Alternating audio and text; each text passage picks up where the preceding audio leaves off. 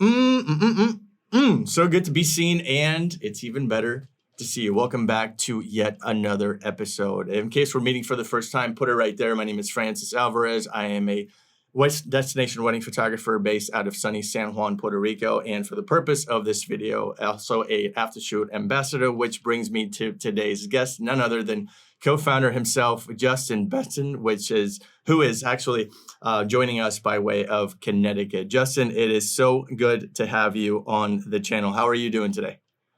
I'm fantastic. It's a pleasure to be on the channel. A big fan, been watching it, so I'm excited to be here. I appreciate your time. So Focus is basically a set of interviews with some of the photographers from across the world who love to share our craft and sort of I put together these interviews to create a different kind of engaging content and something that brings value to the table. And it's obviously an honor to have you, seeing as how you are at the helm of one of the most dynamic up and coming software companies, I think, in the world. One of which I am eternally grateful to become an ambassador.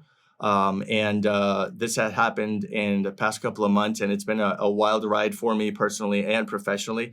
And I'm completely flattered that you take a couple of minutes of your valuable time to, sort of showcase what that's going to be all about.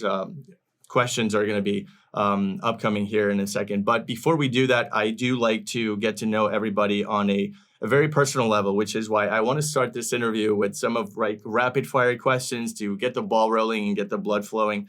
And so that our audience members can get to know you more as not just Justin, the co-founder of Aftershoot, but Justin, the husband and the father and the individual, right? So I'll ask you some random questions and you give me your best answer as they come to you. Cool?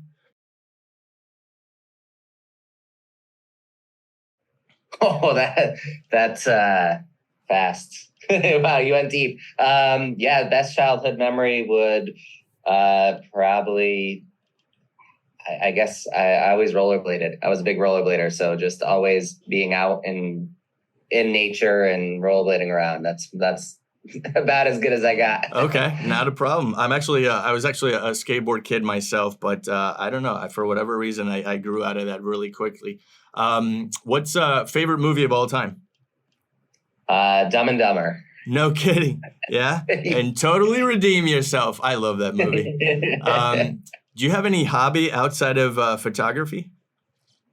I still actually rollerblade. That's how I keep fit. Okay, so yeah. Great. How often do you do that? Not enough, but definitely a couple times a week. Very cool. What is Veronica's best quality? Her heart. She is by far one of the best human beings, calm, compassionate, caring. She's always looking out for the best of everybody. Absolutely. I agree. She's treated me with nothing but respect and always has everybody's best interests in heart. So I wholeheartedly agree with that. What is your biggest motivational factor in your life right now? So my biggest motivation right now, I would say probably wife and kids, but realistically, I mean, across the whole board for Aftershoot, it's helping photographers really find the thing that sparked their love for photography. For me, I lost so much when I went full-time and started just being a full-time business owner with photography and everything. I really kind of lost that desire to go out and just take pictures for fun. That's why I got into photography. I love taking pictures. So kind of helping photographers find that spark. And that's really, however I can help the photography community, it's something that I want to be a part of. So. Okay, well said. I like where your head's at with that one. So fun question. How did the mustache come about? This is the best story. So my mustache came from, I had a 3-week break with no weddings. And I always wished I could grow a mustache. And, for the 3-week break, I didn't shave or do anything. And it started to kind of turn into a mustache. And I was leading up towards Christmas. And I was like, oh, I want to like hang some ornaments off of a mustache. That would be my goal for Christmas. I think that'd be hysterical. Right. So I just let it grow. I had a wedding before Christmas. I went and they were like, oh my God, we didn't know you could do that. We love it. And then I had a client meeting and they were like, you've got to keep that mustache for, and it just kept going. So it was perpetually, so yeah, Christmas ornament hanger turned into my face. Are those pictures readily available? No, actually, funny part is I wasn't strong enough to hold the ornament. Oh, so okay. It never happened, but that was why. I would have kept that profile picture for life. Do you have a favorite travel spot by any chance?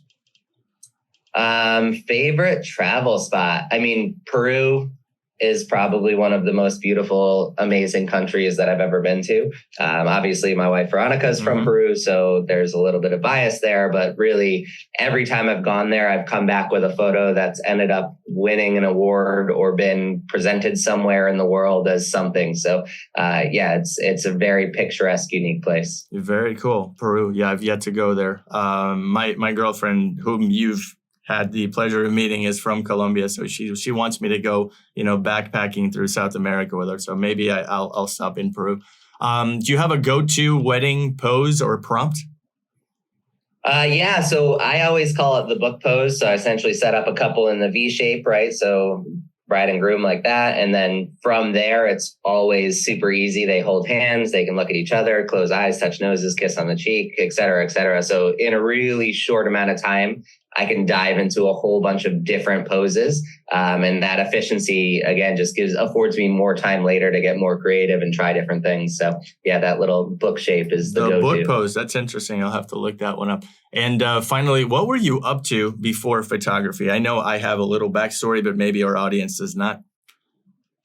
Yeah. So before I got into photography, I used to work for the TV and film industry in New York City. So I, worked on some amazing TV shows such as Gossip Girl and other things like that. But yeah, I started by essentially just like finding the places they would film, working with the locations and contracts and permits and all of that sort of stuff. And then it, slowly turned into I was wandering New York City, taking pictures of places for them to film. And I was starting to take my own photos and I was like, oh, I like this building. Let me take a cool picture of it. And just getting kind of creative. And then it just kept unfolding from there. And here I am, a photographer. There you go. Well, welcome to Focused. Again, this is a series of interviews that I put together with some of the brightest minds around the world and sort of pick your brain as to everything photography oriented. So let's get into the nitty gritty. This is where the magic happens. Magic, of course, you all know too well.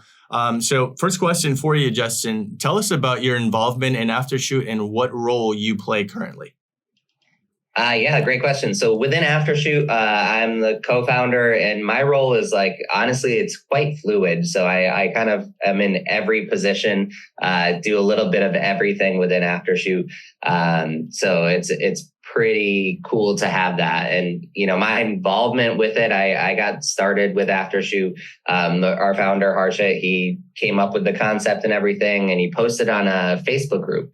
Or someone posted in a photography Facebook group on his behalf asking hey, does anybody want to talk about AI culling or some, culling program that could be the future? And I was like, I'm all in. I hate culling. It's my least favorite task within photography.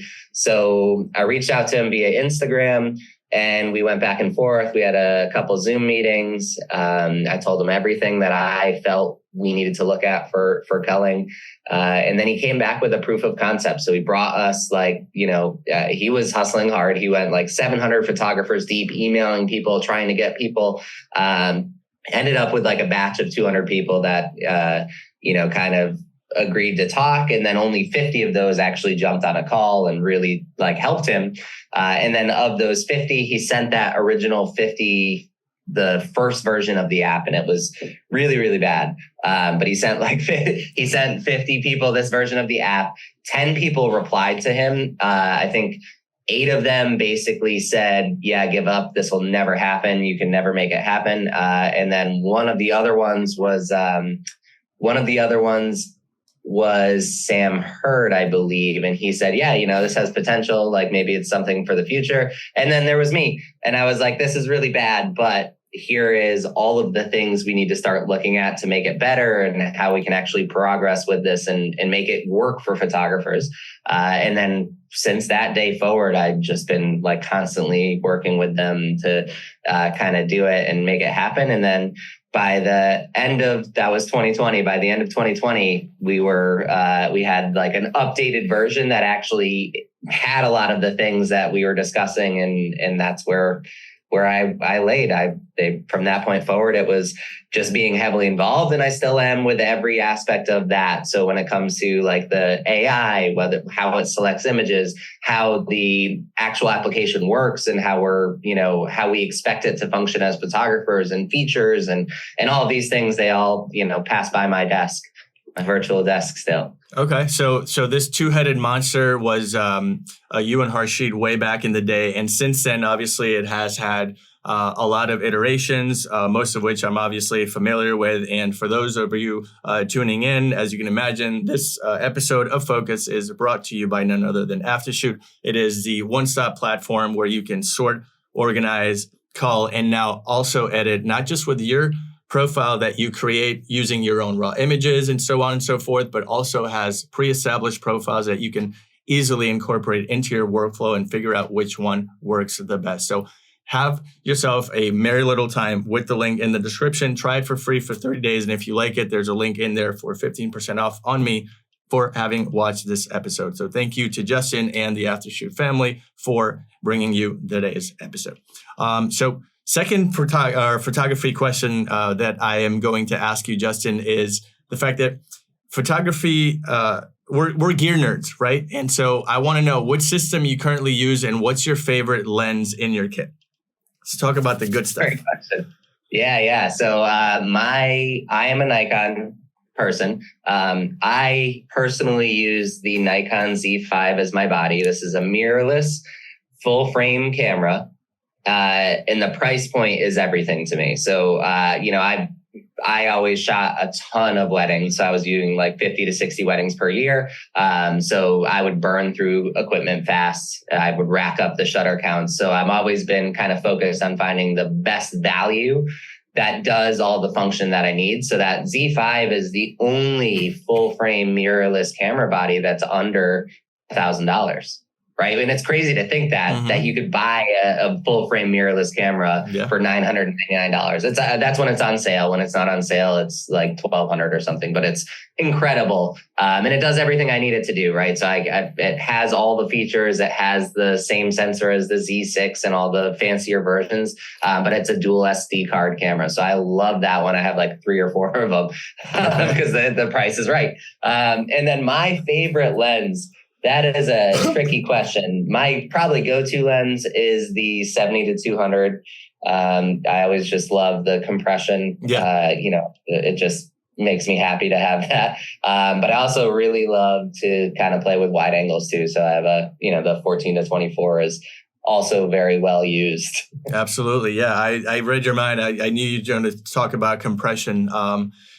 Compressing that background and portraiture is obviously something that's otherworldly. So in case you want to check out Justin's work on a personal level, I will go ahead and link his Instagram down below and give him a follow. Definitely worthy of some very creative ideas on his Instagram.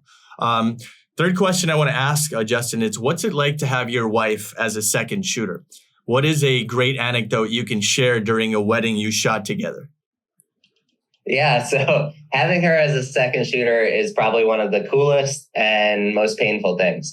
And I say that with the most love, right? So it's amazing because we're on a totally in tune level. We can have a conversation before or after the wedding, and I can really kind of like fine tune what I'm looking for. So it's amazing to be able to if we can make eye contact during a ceremony, with my eyes, I can tell her where she needs to go, right? Like just a quick little, and we know we're on that kind of in tune level. So that's a really huge benefit to this, being able to really just kind of connect in that way. I think the drawback to it is that you're working with someone all the time. So it's like, she also takes part in Aftershoot. So we're always together on the same page. So if there's any sort, and it's fine because if there's any sort of disagreement, it's always like, okay, we can separate that out and deal with it later. Right. But definitely 100%. If I made her upset right before a wedding, I have to remember that I also made her upset right before that wedding. So, she can put it aside for work. That's totally fine. But I'm over there like, oh no. Okay. Oh, wow. That's funny. That's, what was I going to say? I can't imagine like teaching Heidi. Because if I'm not mistaken, when we sat down to eat during my birthday dinner or brunch, we talked about possibly Heidi learning photography and like I don't know. There's something about like working, being the husband to, and sharing kids with, and also shooting weddings. That's a lot to handle. But I'm sure that it has a lot more benefits than, Oh yeah. I honestly, I wouldn't have it any other way. I mean, it's like I said, the communication, the ability to just be on the same level. It's fantastic. For me, I'm very, very cool, calm, collected on a wedding day. But when things get behind, I'm still cool, calm, and collected, but then my second shooter automatically turns into like, go do this, go do that. Right. And she's amazing and she'll do it. But at the same time, like I feel guilty because I'm like, she's my wife. So I'm like, go get me water. I'm dying. It's 90 degrees out and I'm sweating. And she does it with love and compassion, but I am obviously like in the heat of being, that. So I guess you kind of having a second shooter that's not an employee, but as a spouse also means that you end up treating them in a way that you're probably not going to ever treat a second shooter because you have the intimate relationships. So that's where that drawback comes back. Gotcha. Comes back, but 100% all benefit. Wouldn't do it any other way. Wonderful. I know of plenty like husband and wife duos out there. And I've just, the reason why I ask you this is because I was just curious on how you merge the professional and personal level. So thank you so much for sharing me. And I think that's a perfect segue for the next question, which is, what's the secret to balancing a software company, a marriage, and 3 kids? Oh, we have 4 kids. Oh, yeah, four. It's 4. That's right. Yeah, 4 kids. Oh, wow. So 4 kids. 4 kids. Balancing all of it. It's complicated, but definitely there's. This is like the cheesiest sales pitch you can ever have, but Aftershoot keeps my photography business afloat, right? So a lot of my photography business it just revolves around relationships with venues. Like I had mentioned, that book pose, all of those sort of things allow me to really speed up what I'm doing when I'm actually photographing as well. So like they kind of like, a lot of venues kind of dub me like the fastest photographer of Connecticut because I can get through a lot really quickly. Right. I never panic. I'm always cool, calm, collected. So I'm always ahead of schedule, which means that the venue's in love with me because I'm delivering the bride and groom back to them 5 minutes before they actually want them. I'm sure you've been to some venues where they're like kind of standing in the corner like, yep, cocktail hour's over. Come on. And I'm like, hey, I'm done. Do you want them? Yeah. So, that side of the business kind of markets itself. But Aftershoot is what makes the rest of it happen, really. So it's the culling, the editing. I just did a wedding yesterday, culled and edited the wedding start to finish. It was like 5,000 photos to start. It went all the way down to, 1,400 photos.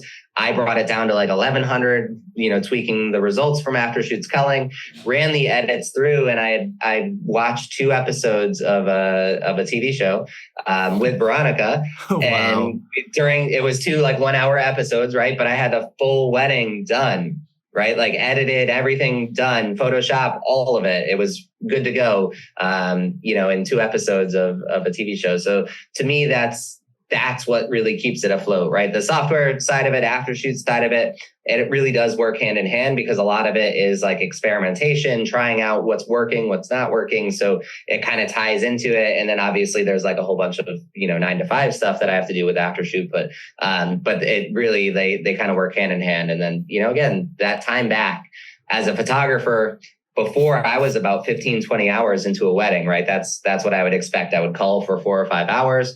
I would edit for 10 to 15 hours. So I had a really, each wedding was taking me a lot of time.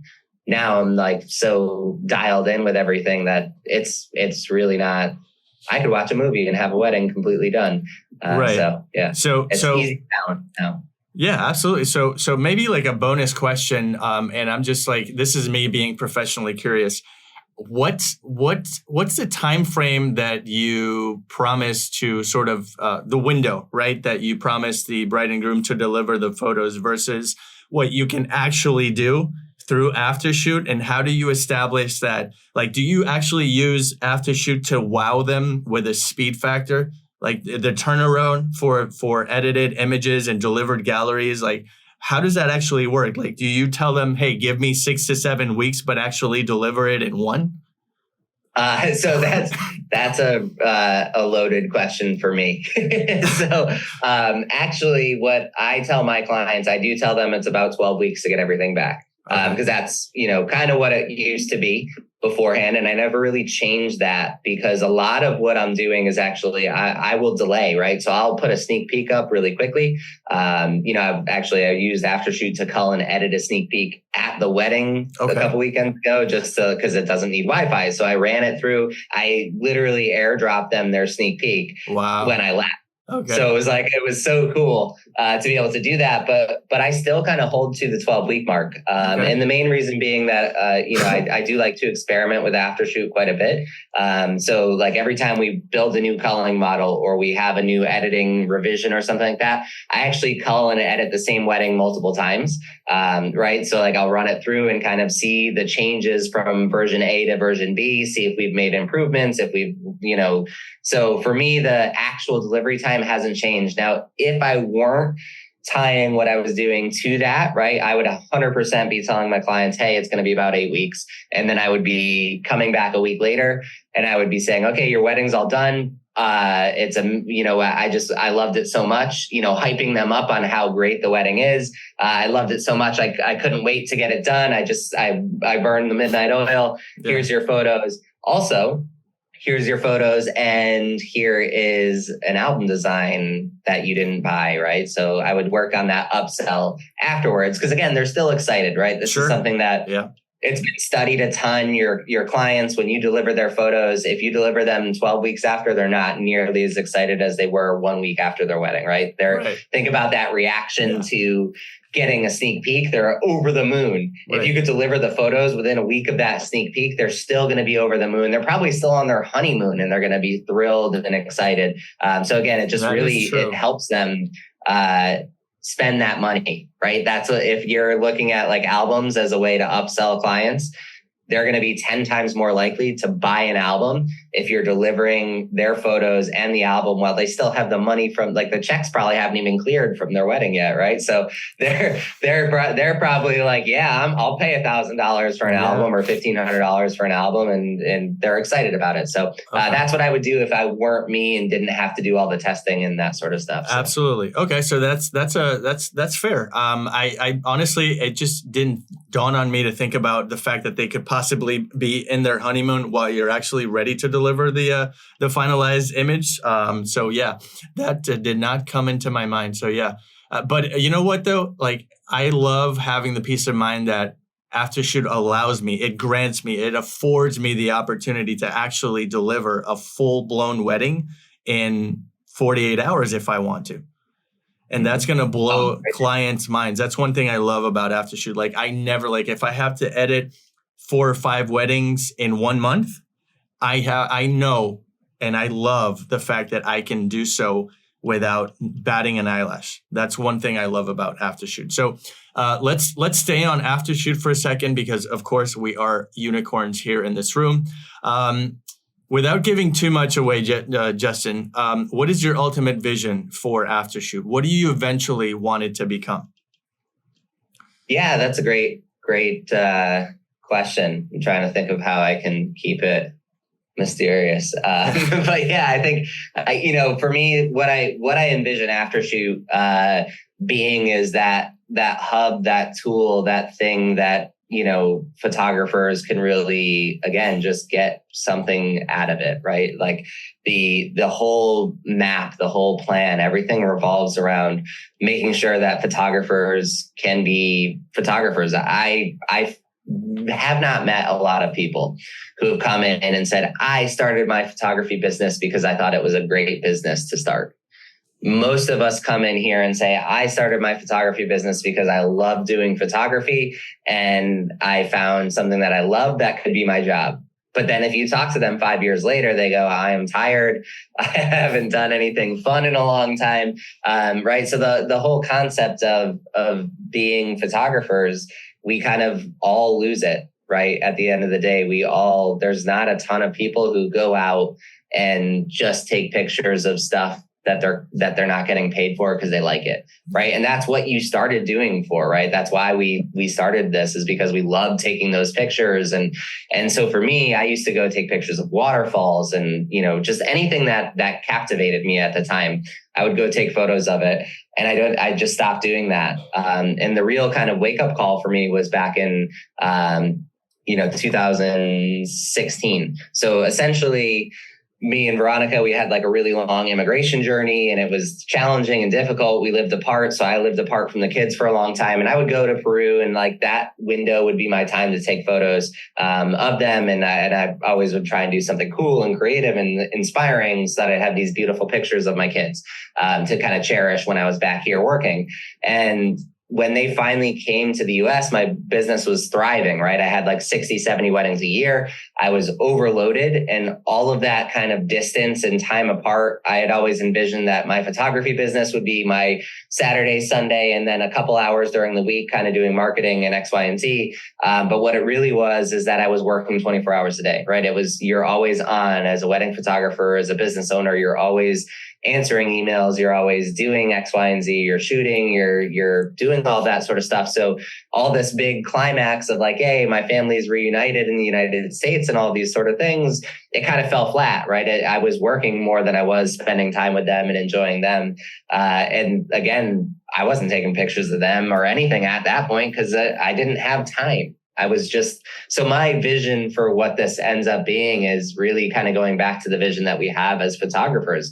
How can we serve photographers to give them the tools and the solutions they need to really expedite and speed up their entire process? How can we really help them get back to that core value of taking photos because they love taking photos, taking away the equation of like, am I going to be able to pay for rent and that sort of stuff? Like all of these come together for an ultimate solution that hopefully can really help photographers. Yeah. Oh man, you hit the nail right on the head. And that, it may be a casual topic, but making a living out of photography is definitely something that artists in general want to definitely do. And those words resonate with me because again, a little bit about my backstory. I've worked for Homeland Security, and for me to take the plunge and dive deep into full-blown wedding photography, much like yourselves, is a pretty big leap, and you have to sort of put everything into that basket. And having a team like Aftershoot behind me and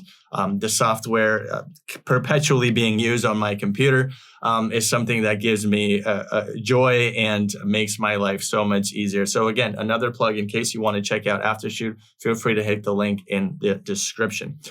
So knowing what you know now about our craft, what's one thing you wish you knew beforehand about running a successful photography business? Ooh, that's a great question. I like to think of myself as a unique human being, in the sense that my journey into photography, my first wedding, I was already experimenting with off-camera flash. I knew that it was going to be the differentiator for me. By my second wedding, I was like doing stunning off-camera flash work. Like for somebody who just did their second wedding, you would be like, no, based on that off-camera flash stuff. So for me, that was really, really, that was the easy part. The hard part for me was actually like understanding how to operationally run a business, right? How do you set aside money in different places for different things? How do you anticipate taxes and all of that sort of stuff? That I wish I had much more well-versed knowledge on that because that's where like really I made a lot of poor business decisions. I mean, they were fine because the money was plentiful, but I definitely threw away way more money than I wanted to. Early on in my career, had I just been like dumping that into an account and saving and investing and planning for retirement and all these sort of things, those are all things that you should be thinking about day one. I wish I had thought about it day one. Yeah. How do I price it so that it's effective? Yeah. How do I make sure that I am just chunking money away so I'm not ever in the position of like, oh, I want to buy this. And then that's what I used to do. I used to say, oh, I want to try this lens. I'm going to just dump the $2,000 on it. No big deal. And then I would be like, oh, now I got to sell it because it sucks. Right. So, it's that sort of thing where it's just, you get in this habit of chasing the gear or chasing whatever it is, but then you really don't think about like what happens on a hard time, right? Like COVID was one of those things that I had not really planned for. I had money there, so I had started, but I wish I had been like totally the whole time. I wish I was just chunking away a little bit of money so that whenever something happens, I mean, I don't know about you, but this,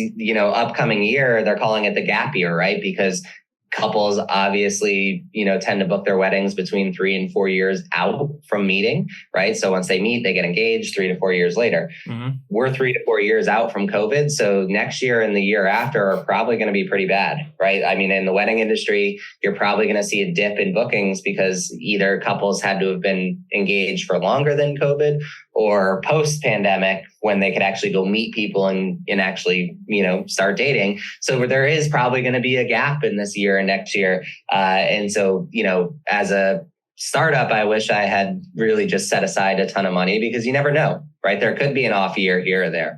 2020 was supposed to be the best year of I think I had 72 weddings or something. Oh, wow. And they had all spaced out it was perfect. Wow. It was supposed to be the best year for me. 2020 was supposed to be amazing.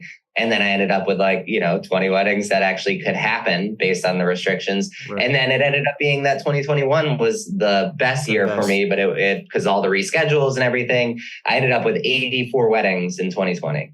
So, 2021, 84 weddings. But that's the thing. I was burnt out because they were rescheduled. It was, and you would think, 84 weddings, that's got to be the best year ever. You probably made so much money, but I spent so much money to compensate for just having too much. I had to buy new cameras. I was burning up. My shutter counts were up to 400,000 on some of these cameras because It was 84, right? So it burned through money quicker that year. So, it wasn't necessarily the best year ever. Yeah, absolutely. So it's very important for me to ask this question because, somebody that's looking to dive into full-blown, perhaps wedding photography or portraiture or, whatever commercial photography is concerned, they need to know that. Me personally, I guess to answer my own question is, don't invest so much into gear. Don't get it caught up, which you mentioned. Invest in education. I see a lot of photographers, and I was guilty of this at one point in time.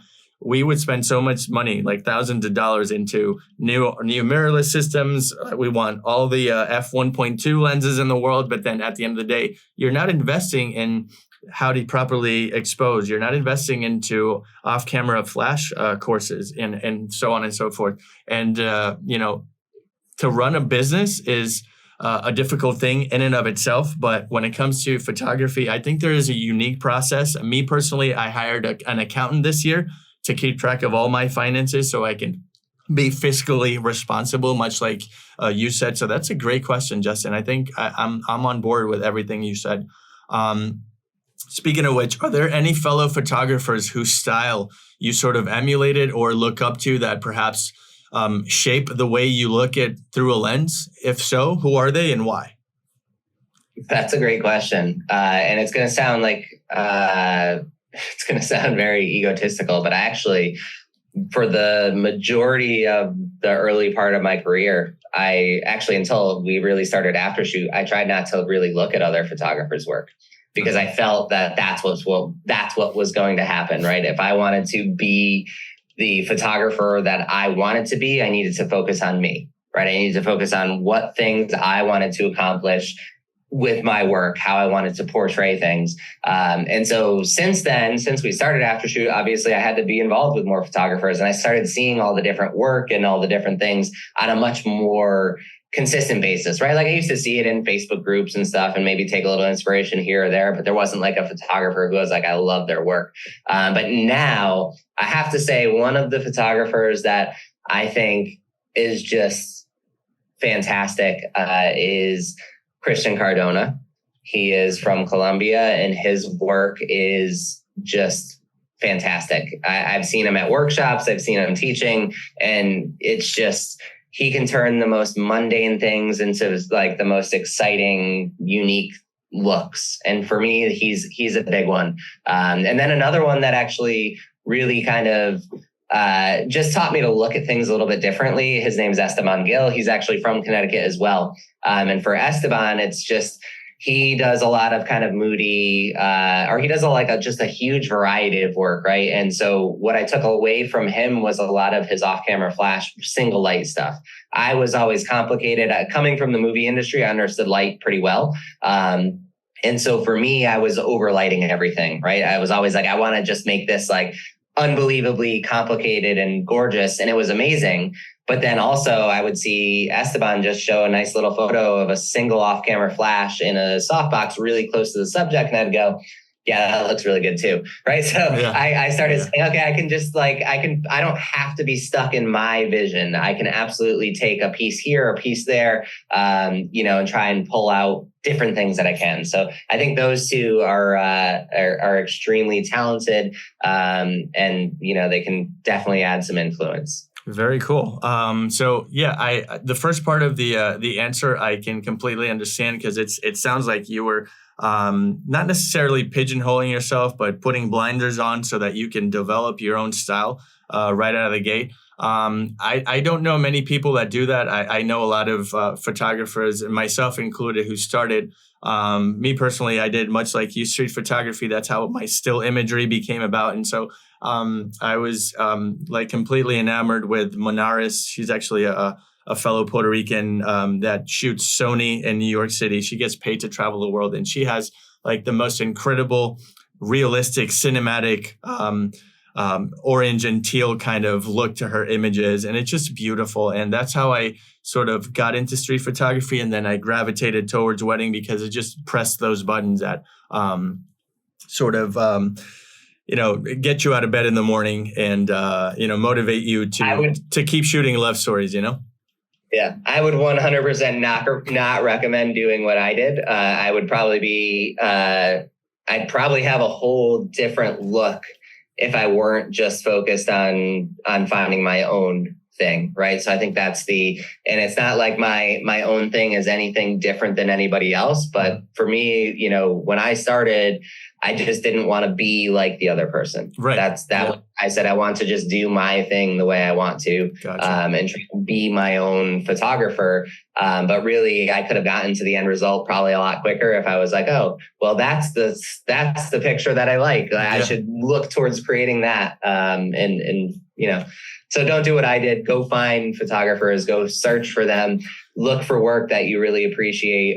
It's even better if they're educators, right? So like Esteban and Christian are both, they're educators. So they'll teach you exactly how they do it. They're not gatekeepers. It's not a fluff course or anything like that. Yeah. You can go sign up for their workshops and you could learn exactly how they do it, which is cool, right? So to be able to, there's other ones who are like, yeah, you got to buy this $1 million course and then you don't get to the end result and all of that sort of stuff as educators. But those two, that's why I think I also admire them just as humans. They're cool human beings, but also they're very open with their knowledge. They'll teach you they'll make you another version of them if you want. Wow. Those are pretty powerful words. I'm going to have to look them up. Definitely. Are they by any chance joined at the hip with the Aftershoot? Are they fellow ambassadors? Yeah, so actually both of them are ambassadors. I hunted them out because we really, again, their work, their morals, all of that sort of stuff. It just made me want to go towards them. Very cool. I will definitely have to reach out to them then and follow. Yeah, I don't think I do, but I definitely will. So Justin, one last question, and perhaps this is my favorite because this is how we're going to hopefully try and make an impact within our craft and our industry. Let's say like myself, I was on a flight late last night to be able to shoot this interview with you. And if you are on a flight and you sit down next to a kid who confesses they're trying to go from hobbyist to professional, what's the best piece of advice you would give them? That poor kid is going to be stuck on an airplane with me for hours hearing all of the advice. Right. But really, I think, the one piece of advice I would give to that kid is focus on you. This industry has a tendency to be, it comes in waves, right? But there's different waves where there's like the cool kids club, right? That happens sometimes where it's like, there's that gatekeeping. And if you're watching what everyone else is doing, if you're concerned about what everyone else is doing, how other people are pricing, all of that stuff, just focus on you, because all of that other stuff is totally irrelevant. It's not going to make an impact on what your business is going to do and how your business is going to succeed.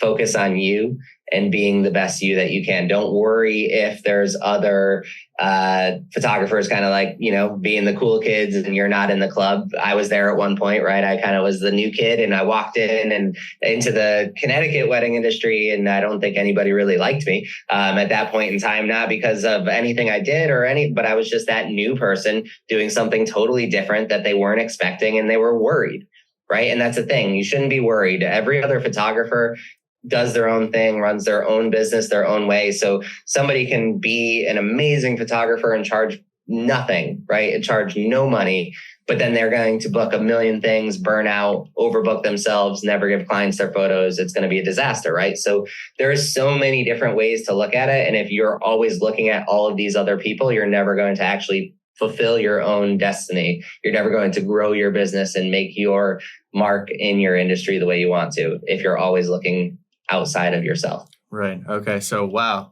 Boom. What a great way to sort of put that knuckle sandwich to this interview. That's pretty powerful. I think last episode, Sal Sincata, Canon Explorer of Light, sat down with me and he said, ignore the haters. But that's like, you gave it like a nice, the nicer twist to it, like focus on you, that reduce the noise, both figuratively and literally. And yeah, man, that's pretty powerful stuff. I thank you so much for, giving your version of that at answer to my question, because I always like to end with that question and sort of leave people with, that impact, because I'm sure that a lot of people are going to watch your words and feel they resonate with them, and maybe they gravitate to actually, like jumping off a cliff and hoping you grow wings on the way down, because that's essentially what you did and I did, and that's what people have to do to actually become full-time professionals. So that's a great answer. And having said that, Justin, I want to thank you so much. I know you're a busy man. You're also, flying everywhere like myself, and got a lot of stuff on your plate, again, with the marriage and Aftershoot and being a great father. So from the bottom of my heart, this means a world to me. I'm forever grateful that you chose to, alongside with your team, to make me Aftershoot ambassador. And I am looking forward to the work that is ahead of me. And I would like for you to also, plug in your social media before we let you go. Anything, are we still running the Founders Deal by any chance? Yes. So when this airs, the Founders Deal may be going away. So Really? We'll have officially launched our culling and editing pricing. Okay. So definitely it's unlimited. It's AI. So everything's unlimited AI. So you can have unlimited culling, unlimited editing for a flat rate. So definitely, save yourself some time.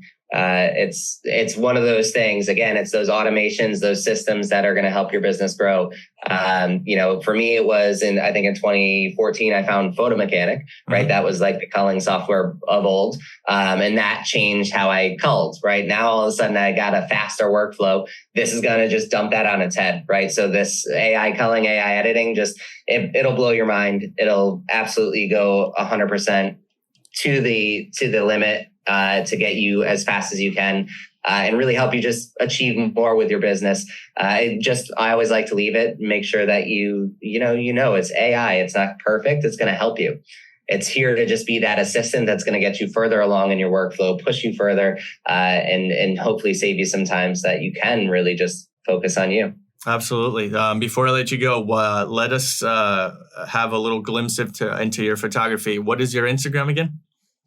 So I am at J Benson Photography, and then I'm on Facebook as J Benson Photography. Those are two, awesome places to find me, and of course, Aftershoot Co. So at Aftershoot Co, you can find us there as well. So yeah, please do follow, drop me a message, send me a like, whatever you want. I'm always there, always ready to talk. Absolutely. So on behalf of Justin Benson, I want to thank you for having watched this video. And if you would like for me to interview one of your favorite photographers, let me know down in the comments, and I'll hopefully reach out and make them a part of this series of interviews with some of my favorite photographers from around the world. Again, this video has been brought to you by Aftershoot, link in the description. So on behalf of Justin, my name is Francis. Thank you so much for watching, and I will see you in the next episode.